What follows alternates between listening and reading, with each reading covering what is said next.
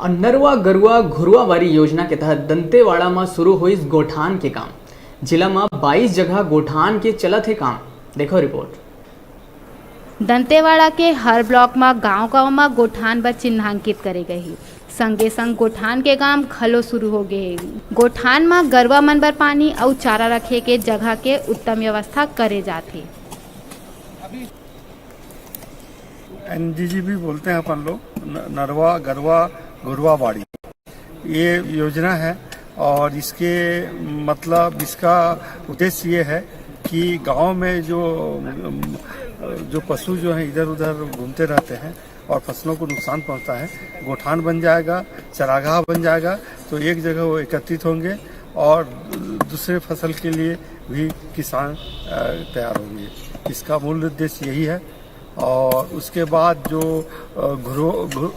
जो इसी से ही अपन जो उससे मतलब का गोबर निकलेगा, उससे ऑर्गेनिक खाद बनाएंगे, उससे जो है रासायनिक खादों का उपयोग होगा, ऑर्गेनिक खेती होगी, उससे जो है स्वास्थ्य में मतलब आगे जाके सुधार होगा। गरवा के गोबर ले जैविक खातु बना के खेत और बाड़ी में ओखर उपयोग करे जाही, जेखर ले जैविक उत्पादन करे जा सके और ज़्यादा ले ज़्यादा आय मिल सके। दंतेवाड़ा ले डिजिटल रिपोर्टर मुकेश निवास की रिपोर्ट।